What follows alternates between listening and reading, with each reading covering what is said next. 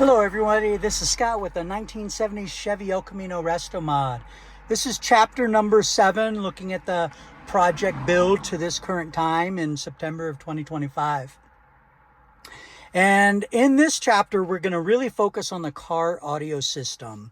So the car audio system was designed by an old school builder. His name is Robert Donnelly, and he works at Bell Auto Upholstery. I specifically chose that shop because of this designer.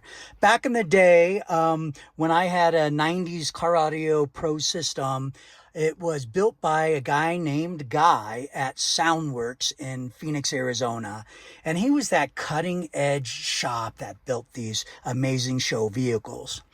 And so Robert Donnelly came from that genre of car audio builders. So when I found him, I knew that that was the right place to have this work done.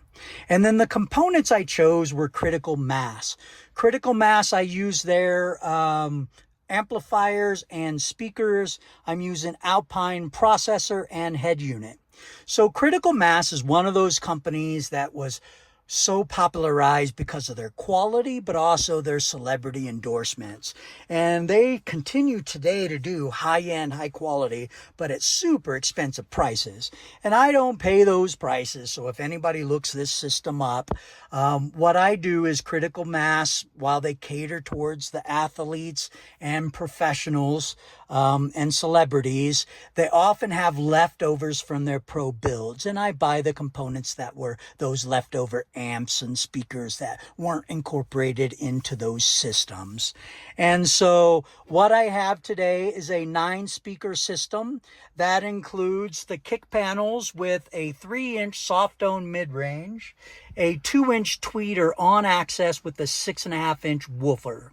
And then there are 2-inch tweeters located in a crossfire direction, so they're designed to hit right here, raging the center stage of the vehicle. And 12-inch, their legendary Pro Series UL12 subwoofer, pushing 2,500 watts RMS.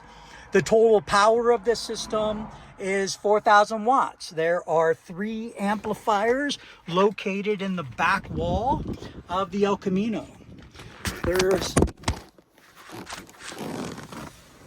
There is no subwoofer in the back wall, no spare tire. They were relocated to the bed of the truck. So the 3 amplifiers you can see here, the one on the passenger side is a subwoofer amplifier, 1 channel, 2,500 watts running at 1 ohm. The center vertically aligned amplifier is 4 by 150 watts. They drive the 4 tweeters. And then the Critical Mass amplifier here is a 4-channel, 300 watts apiece. They fire the woofers in the kick panels along with the 3-inch mid-ranges. So this used all the original TMI fabrics. It's got that seamless look. It looks like it belongs there. There's some LED accent lighting.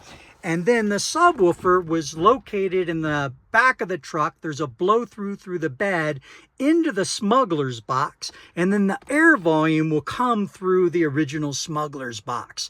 So that was the best way in order to get that quality sound and to keep that component out of the way and make that back wall as magical looking as it is now. And then so if we pull this cover off, which is covered in speaker grill, we can see that Alpine DSP unit. And then if you take a look in here, it's LED backlit with a couple of plexiglass mirrors. And you can see the subwoofer located in the mirror. And the subwoofer is actually up above into the bed of the truck. So we're actually looking into the floor of the smuggler's box right there. Again, LED lit. There are 2 mirrors, so you'll kind of get that split in the speaker. But here's another look at the subwoofer there glaring off of the speaker. So again, this design came out great. All those panels are completely removable, so I can access all of the components. So let's take a look in the bed of the truck. And many times when you go to car shows, you know, They'll show the engine, they'll show the interior, but rarely is the bed of the truck seen, especially when they have covers like this. But this was thought through all the way from front to back, and I wanted to be able to show the back. In the future, this side is going to be home of the nitrous bottle. But for now, I've located the spare tire. I've got it strapped down. I use some 3D foam that you typically see in camera boxes, and I cut it out to mount some tools. There's a fire extinguisher located there.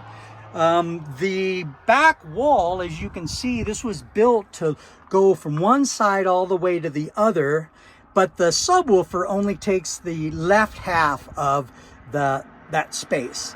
And then the other half, there is a drawer on top, as you can see, and this is to store tools or anything else that I want to keep out of people's way. I can put in there. Again, for practicality, I've got a little trunk liner here, so I can put tools, car show, cleaning equipment, and so forth.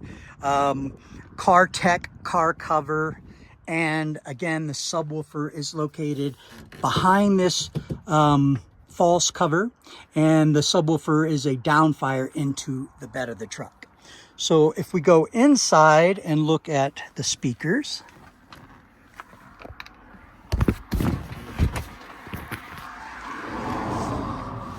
we'll start with the A-pillar tweeters. This uses the original A-pillar, so this is the steel A-pillar. And then the installer, Robert, used a ring and then bondoed it to give it this nice contour. Again, this is center fire to aim directly at this point. Both sides will hit here, and that drives that stage forward and upward, lifting the vocalization. And the center imaging in this vehicle is quite amazing. The kick panels have removable covers, and this is the 3-inch soft dome tweeter, which comes right into about 12 inches above the center console. And then this has a slightly different access.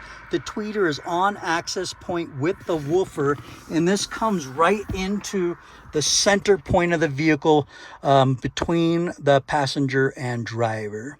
Again, this speaker has direct alignment. Lasers were used in the center of the cones in order to aim and get that imaging.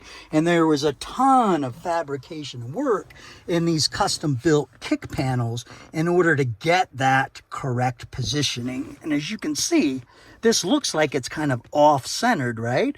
But it's the way it's molded and designed and positioned in order to get that perfect imaging. And then this is flat, so these are directly on axis where it needed to go. And this one had to have access change within the mounting ring in order to get it because of the position on the side there. So a lot of engineering went into that car audio system. The sound quality is amazing. And if we turn back to the Alpine head unit, this is one of those cool things. A lot of people really appreciate this at car shows. It has Apple CarPlay technology. I can go to radio. Got maps, of course. And then this is the bypass button I showed you before, the radio. This will allow me, so at car shows and even when I'm driving down the road, by using the bypass, I can access features that typically you can't do because you're driving the vehicle. That has to be activated with a park switch. So it's a park switch bypass is what that is in the steering wheel. And then, so some of the cool things are Roku TV. This head unit has an HDMI out port. I installed a Roku stick, and I can actually have Roku. See if we can turn it on here. I can watch movies, and most importantly, at car shows, I will link to my phone, and then I'll run a photo library of my project build over the years, so people get to see kind of that work, like a storyboard or a photo book, but again, modernized with technology. So that summarizes the video for today and the 7-chapter video series. Thanks for tuning in. Really love this car and what it's come out to be, but don't go away. I'm never done. I've got more projects coming. I've got nitrous oxide coming. I got a few tweaks to some of the current technology that is in there now. So thanks for tuning in. Have a nice day.